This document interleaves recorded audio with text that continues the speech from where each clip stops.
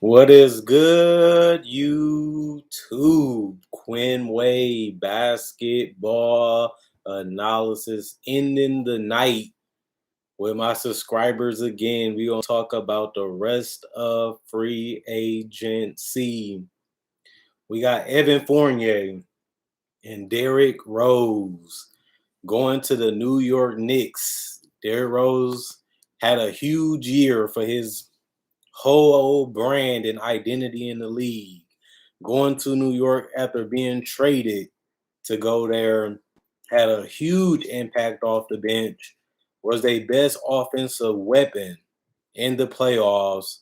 And it just was huge to see Derrick Rose go from possibly being out of the league, not knowing what he's going to be, failing in the finals in Cleveland to being an inspiration and a beautiful thing to see him be so successful. They was able to pay him for his loyalty and the work he put in and the maturity that he had by giving him a 3-year, $43 million deal. He also averaged 14 points, 2 rebounds, 2.6 assists last season, and was huge for them in the playoffs, like I said before. Nicholas Batum was a guy that people felt like it was a bum. They felt like he was finished. They felt like he was the worst player in the year in the league for a couple years in a row. The Clippers take a challenge. Can we use this guy? What does he have left? Will he even be a factor for us? When they picked up Nicholas Batum, I felt like he could be very, very good and unique for the Clippers.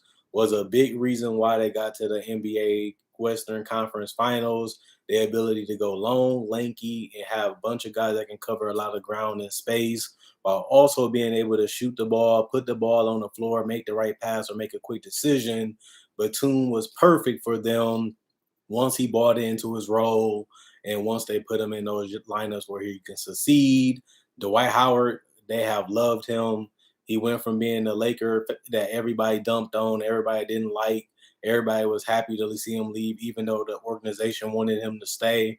He comes back to the Lakers 2 years ago, wins his first championship with the Lakers, and now he's back with LA, not making a lot of money, pretty much won't have a huge role, but he played pretty decent with the Lakers and he played pretty decent with the Sixers, still can protect the rim, still can rebound, still can finish, still athletic enough to get up and down the court, and he still does weird and crazy things every single game, always doing something dumb throughout the week. But he still is a rotational big in this league, and the Lakers picked him up. They missed a guy like Dwight Howard last year, especially when Drummond didn't really do much for them. Now they don't have to worry about that because they got Howard back. Solomon Hill will return back to the Atlanta Hawks on a 1-year deal. They will bring him back. Didn't really have a big role for him last year. Played a little bit in the playoffs, did solid, but he's not a huge piece and not a huge player for them. Just a guy that gives them another backup guard that can play multiple positions, that can do some things when asked and knows his role, stays ready, and whenever they need him, he's ready to contribute. Gary Trent, I thought that was huge. Him and the Raptors agreeing to a 3-year, $54 million deal. He won them some games, gave them a legitimate shooting guard that doesn't need the ball but can score a little bit. Still working on his shot creation, still trying to find ways to create shots off the dribble. Not there yet, but he showed flashes that he is a guy that understands who he is. He knows exactly where to be on the court. He knows how to be a team player. He has the ability to get hot. And 54 million really ain't nothing for a guy like Gary Trent. He's a legitimate dog, a legitimate starter in his league given the opportunity, but will also come off the bench because he's so unselfish and team friendly. Having him on this team is a good thing for the future just because he's a do-it-all guard that you would like to have on your team if he was any team, not just the Raptors. So it's good that they locked him up. Also, as a guy that they can trade in the future if they need to sweeten a deal or find a guy that a team would take on. I can definitely see Gary Trent being one of those guys, just like he was when he was traded last season to the Raptors. Trey Lyles and the Pistons also agreed to a $5 million deal. Trey Lyles haven't had this career that we thought that he would have, but teams consistently show interest in him. A guy that hasn't really been the best spacing big, hasn't really been the best scorer, but is a versatile forward, put in the right situations, circumstances, and still has a little upside. I don't know if he's going to stay with Detroit that long because it is a 2 year deal. He ain't getting paid much, but he showed that he is a guy that can give you a little versatility coming off the bench. Cody Zeller also agreed to a 1 year deal with the Blazers, a big that finishes around the rim, sets good screens, can be a solid positional defender, can also be a solid help defender with his verticality ability. Not really known as a shooter or a floor spacer, but a guy that stays in the paint, clogs it up, makes it ugly, and can really be in that dunker spot and punish you if you don't pay attention to him. Alex Lynn will agree to a 2 year deal to go to Sacramento. They need a big. Alex Lynn got a little bit of a hook shot, can rebound decently, has a legitimate 7 foot frame and body, real built. Not the greatest center, but a center that is decent. And he actually played pretty well with the Wizards for what he was given and what they asked him to do. Kind of surprised they didn't want to bring him back, but the Kings, they made him a priority and picked him up. Wayne Ellington will also go to the Lakers on a 1 year deal. They needed more shooting. Wayne Ellington is known as a shooter. They're not paying him much. They're not asking him to do much, but that. And the Lakers need guys that can space the floor and shoot, and Wayne Ellington can do that. Also, PJ Tucker will be leaving the Milwaukee Bucks and going to the Miami Heat. They're going to get another small ball guy that can defend and switch multiple positions, give them a little bit of offense, and also give them a guy that's physical, gets up into you and challenges you as a defender and get respect and love from the teammates that he has. Always vouch for him, always love playing with him, and he's a competitor, and that's what the Miami Heat is going to get with PJ Tucker. The Lakers also did pick up Trevor Ariza on a 1 year deal. He hasn't really had the best career since he left Houston, and even when he was in Houston, he was playing at a low. Played pretty well for the Miami Heat, but he's going back to where he won his championship with, and that's the Los Angeles Laker. Another shooter, another wing that's switchable, can guard multiple positions, can play multiple positions, and a guy that understands his role is not going to try to do much. Not really the two-way player that he used to be, not really the scorer that he used to be, the three-point shooter that he used to be, but still a solid rotational player that will come in and contribute and do exactly what he's asked to do. Garrett Temple agrees to a 3 year deal with the Pelicans, so they did pick him up and they did decide to keep him. Obviously, the Pelicans need more shooting. Adding him in a draft pick gives them more guards and wings. And Garrett Temple, another guy that can put that ball in the basket and can really let it fly from three. And that's what the Pelicans were looking for. That's what they got. Mike Muscala will stay with the Thunder. He will do a 2 year, $7 million deal. Has been an interesting player throughout his career. Really not a master of much, but has been a good energy guy, a good competitor, and can hit some shots. Given the space and given the right situation when he's on the court.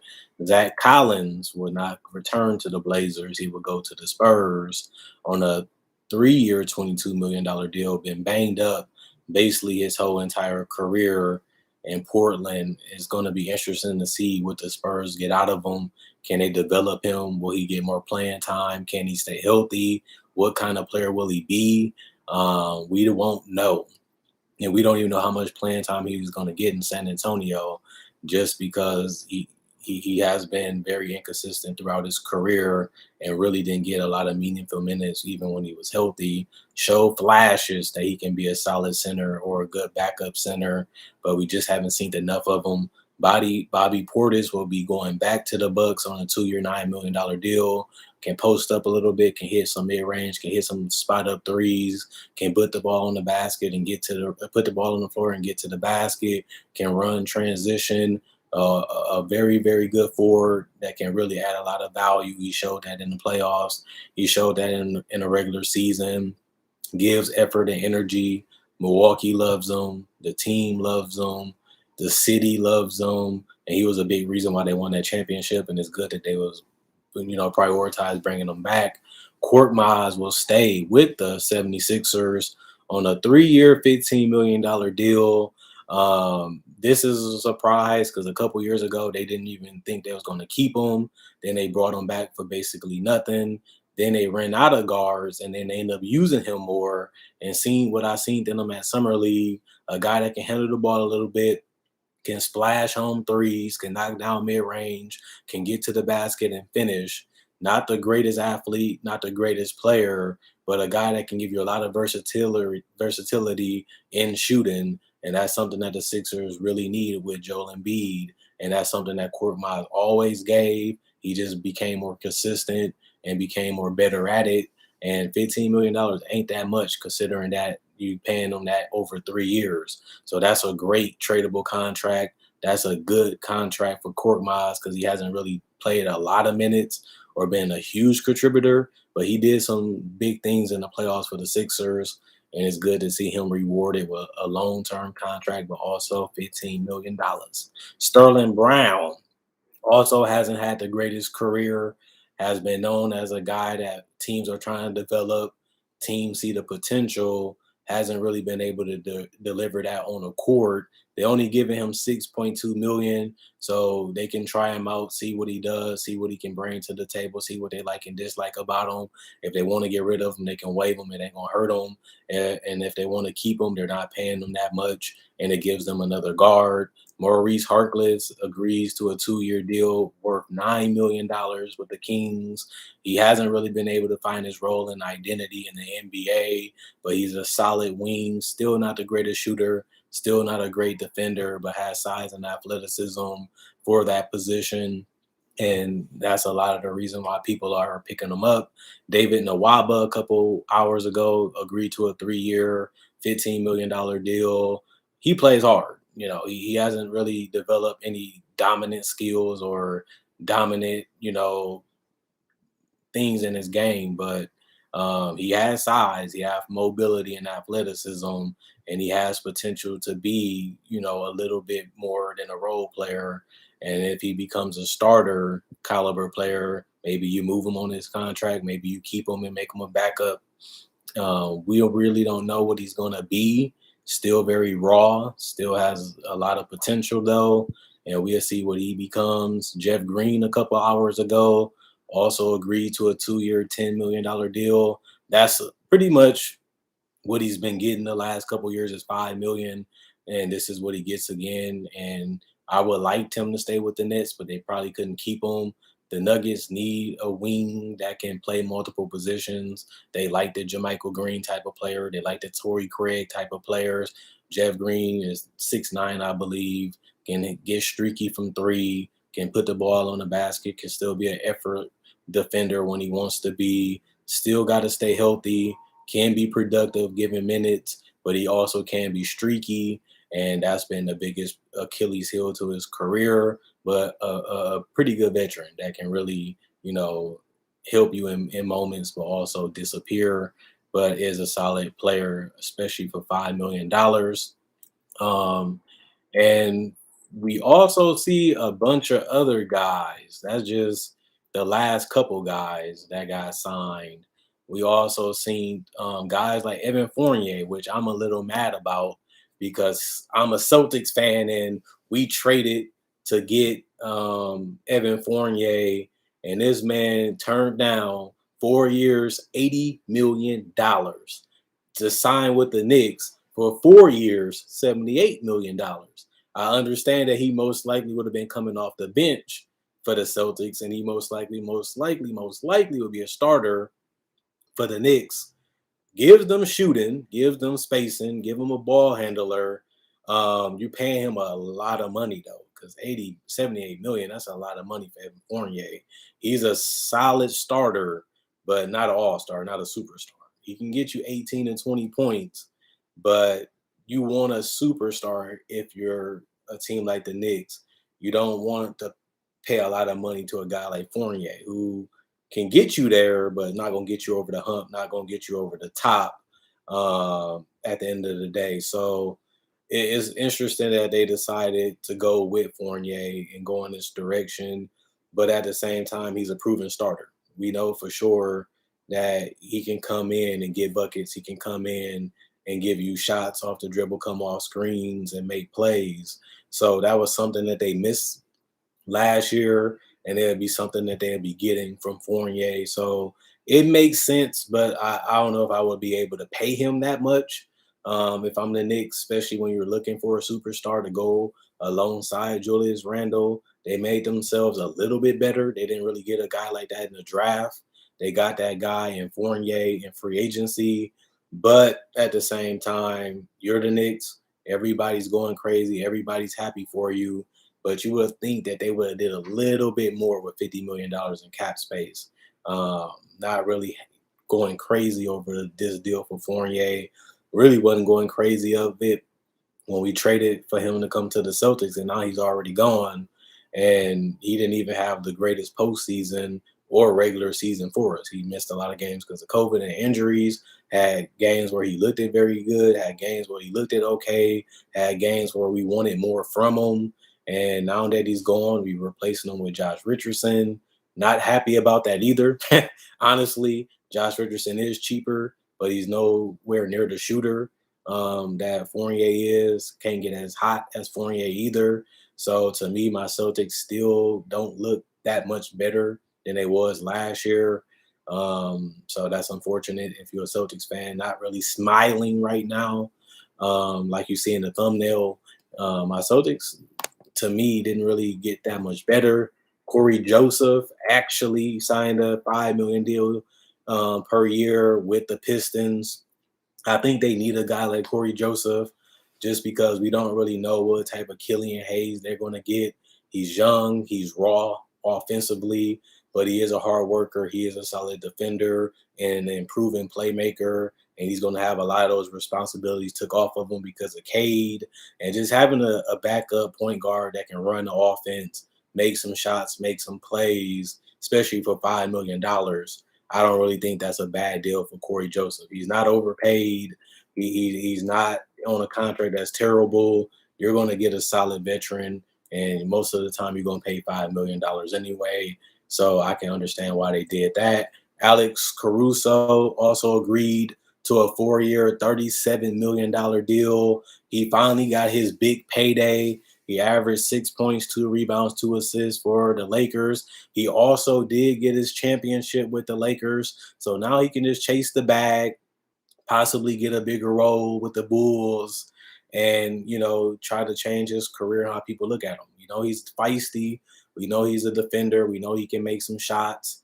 We know that he understands the game and he's a bully. But it is good to see him try to enhance his game, expand his game, get more minutes, get more playing time, and possibly change the trajectory of his career. You would love if he would have stayed the Lakers because they love him in LA. They loved him on the roster, but they wasn't gonna pay him $37 million, and they're not gonna give him the minutes. But Chicago can do both of those things, and they look like they're gonna do it. The Suns also agreed to a 1-year deal for JaVale McGee. He was the guy they was missing. Like once they lost Dario Saric, they literally had no backup big. And now they actually have a backup big that can protect their paint, finish in the paint, and not really going to try to do much more than that. And they didn't have it at all. And now they actually have a legitimate backup center that can rebound and give them some pick and rolls, some screen setting, and a guy that's not going to force or really do too much. And he's not going to play a lot, but just having another big body that understands what he's supposed to be out in court and what he's supposed to do is very valuable, especially with guys like Chris Paul that can find him and make his job easier. Daniel Tice also agreed to a 4-year, $36 million deal with the Rockets. The Rockets needed a stretch. They already have guys like Sangoon and Christian Wood. Now they add a little bit more depth to that center / power forward spot. Tice has been a solid NBA player, can give you some mid-range scoring, can give you some floaters, can hit a 3 from time to time. Not really going to do much more than that, but that's valuable in the NBA today. And, he got paid 4 years to do it. and I don't think he's overpaid for that. And the biggest move that the Mavericks made was signing Tim Hardaway. Now they get another shooter in Reggie Bullock on a 3-year, $30 million deal. He had a fantastic season with the New York Knicks, was real huge for them. Disappeared from time to time, but he was relied on a lot to give them that shooting. He averaged 10 points, 3 rebounds, 1 assist, and 30 minutes per game for the Knicks. And he also shot 41% from threes. That's above average. And that's something that the Mavericks was missing in the playoffs. And that's something that they now have in Reggie Bullock. And hopefully that could be a big difference maker for them as they continue to try to find a way to build a championship team around Luka Doncic, which they haven't been able to get out of the first round just yet. And maybe they can put more effort to getting through this year. So a lot of veterans getting picked up, a lot of role players getting picked up, some shooters getting picked up, some centers getting picked up and getting paid some good money.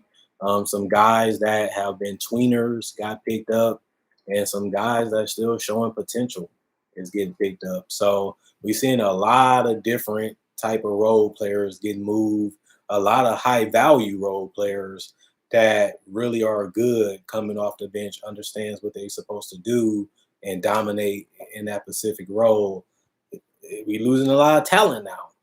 Some of these other teams gonna have to make some quick decisions before the last batch of free agents drop. Like I said, Dinwiddie is a big name that still hasn't been re-signed or signed. We still got Kawhi Leonard who opt out, still hasn't signed. For those though that forgot, Luca will not be signing his extension to after the Olympics. He announced that, so we won't expect Luca to sign his super max just yet because of that. We also have some other players that hasn't signed a rookie extensions like John Collins, like Laurie Marketing. I can go on and on. Those guys are still on the board. That can be guys that need a reset, guys that need a fresh start, guys that need to play with different teammates that can make them better, or they can play off better. And those guys are going to be worth a good penny. Those guys are going to get paid a whole lot of money. So you got to watch out for a lot of guys still on the board. You know, the role players are starting to dry up, but those third, fourth starters that can be good on a playoff team, that can be good on a possible championship team, they're still here. They're still on the board, and some of these guys are restricted. So you got to give them a good offer to where the team won't want to sign them, or you might have to hard cap yourself by doing a sign and trade to get them. But other than that, it's a lot of interesting things going on in the NBA. Free agency hasn't really been over the top crazy, but we did see some guys move. We did see some guys get paid, and we did see a lot of role players that, I thought I'd be here for 2, 3 days are already off the board and already got 30 million. 30 million plus is the NBA market for every player, it seemed like. If you want to play in the NBA, and you can do some things good or multiple things good, you can pay 30 million. Even Daniel Tice was a great role player, a great guy that can come off your bench. He just got 30 million. Doug McDermott, he's a shooter off the bench. He just got paid 30 million. So 30 million is the new 10 million in the NBA. And we starting to see a lot of teams give guys 3-year deals. Usually they try to do the 1-year deal. Usually they try to do the 2 with the team option or the player option. Maybe they are doing that, and we just don't know that specific part of the contract, because that will be making more sense for teams and players to get back into free agency to get a little bit more money, or to have a little bit more security if an injury happened, or they get traded and they want to get out of that team that they got traded to, or like we seen with Montrezl Harrell, where you didn't feel appreciated, you didn't feel loved by the Clippers, you go to the Lakers and that didn't work out the way you wanted to either. You opt in, and then you go to a different situation where you still get your payday from the Lakers when they gave you your contract. So the opt in, the opt out has been popular in the NBA the last 10 years, even for the superstars. We just seen Kawhi Leonard opt out. We've seen Kevin Durant opt out. We obviously seen also Chris Paul opt out and get a longer term deal worth 120 probably. So that's going to be interesting. There's still some guys that are going to make 80 million on the board too. We have a lot of free agents that's definitely going to have a bunch of money thrown at them. It just, will the team let them go? Will the team want something back? Or will the team let them go for nothing? That's going to be something that's going to be interesting too, as we continue to see free agency happen. If anything, we had over 30, 40 people get signed already, and free agency started at 5, 6 o'clock. So a lot of big names off the board, and a lot of good role players that got ate up pretty quickly. The teams knew who they wanted.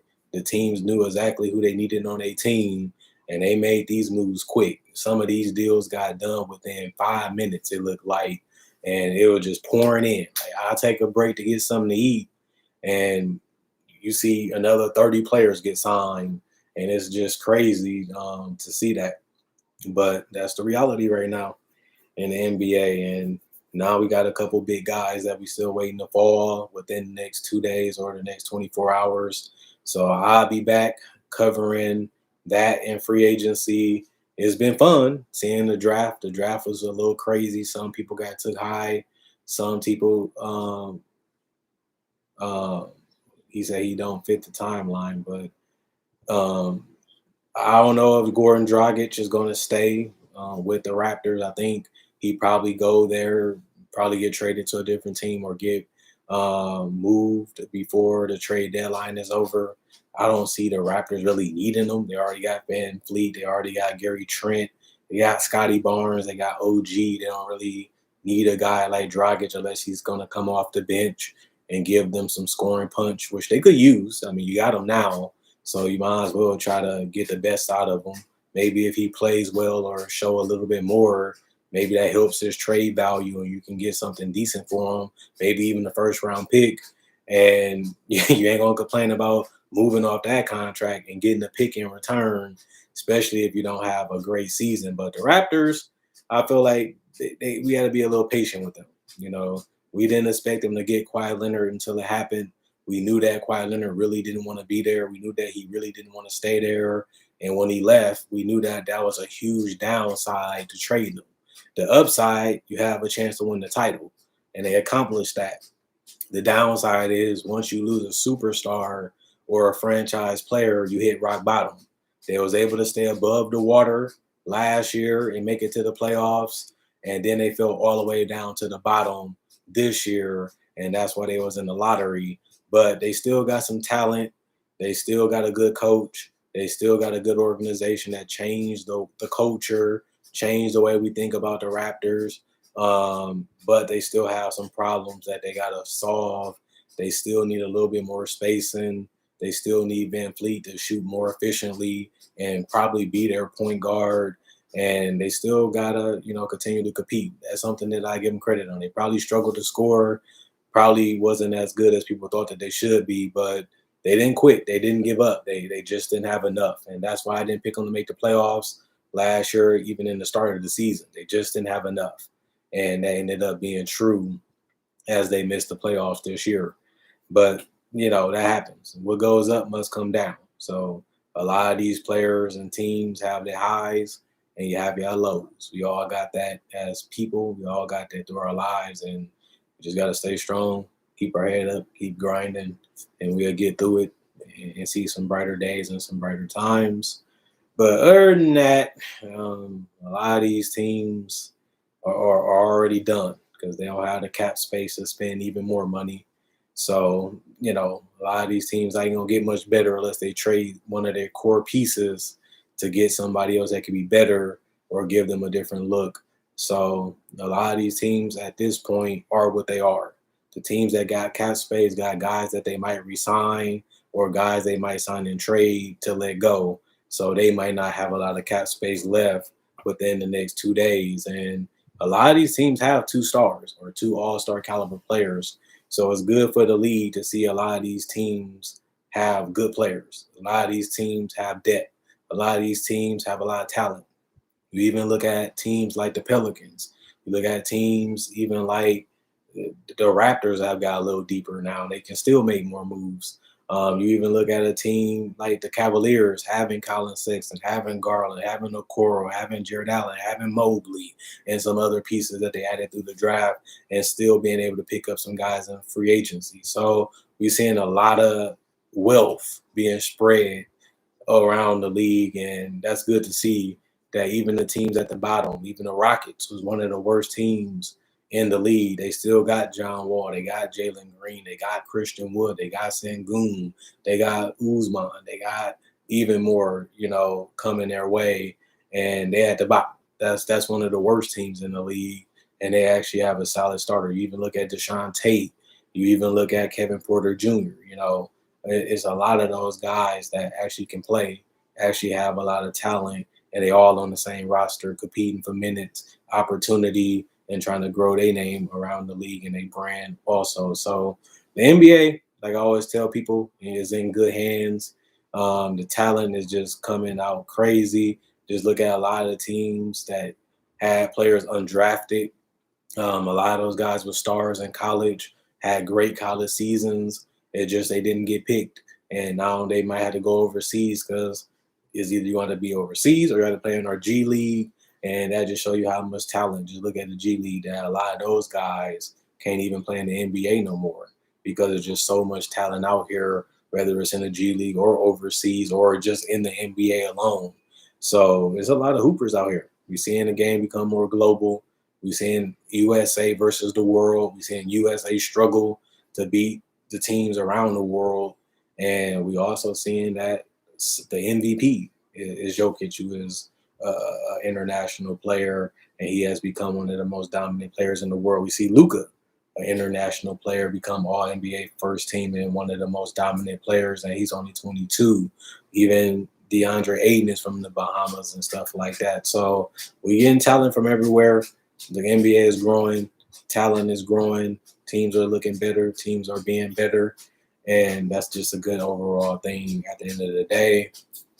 Go and check one last time to see if anybody else going to sign or has been signed before I log out for the rest of the day. We haven't really seen anything crazy happen yet.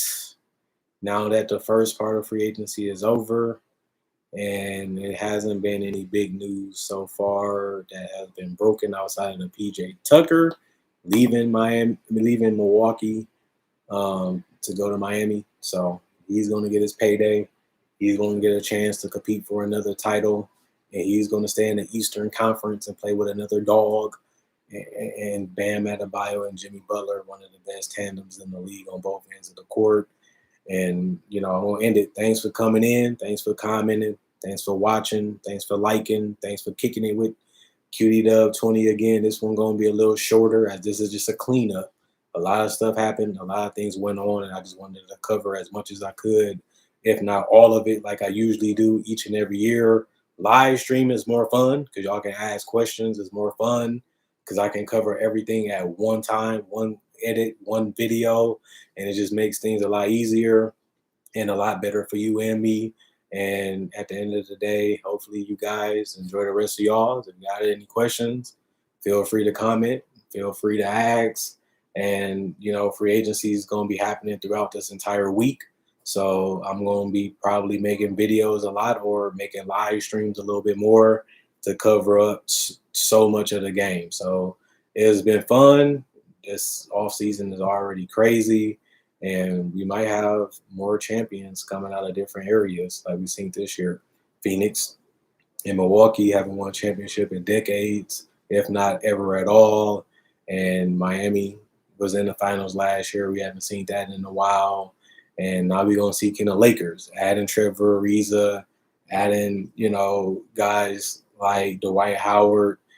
Will that make them go back to the top? Even just waiting to see how this Russell, AD, and LeBron team works is going to be fun and interesting throughout the whole season to see if it's going to blow up, to see if it's going to work, and to see can they win more championships, which they are tied with my Boston Celtics. Will they be able to surpass the Celtics, something that they've been wanting and trying to do for a long time? And my Celtics are looking like another team, and the Lakers might have a chance to be the team. We felt that way last year, and they collapsed in the playoffs in the first round. Now we can see if they can regather, rebuttal, and try to go out there and execute and win again. Or can the Nets, the team everybody talking about, will they stay healthy enough and win? Or will it be another team that we don't see coming, that we know made moves, and that we know have a chance, have an opportunity open up, and they can win it? But other than that, Quinn Wade, basketball analysis, I'm gone. Hope you guys enjoy the rest of your day, and see y'all tomorrow, hopefully. How long was that?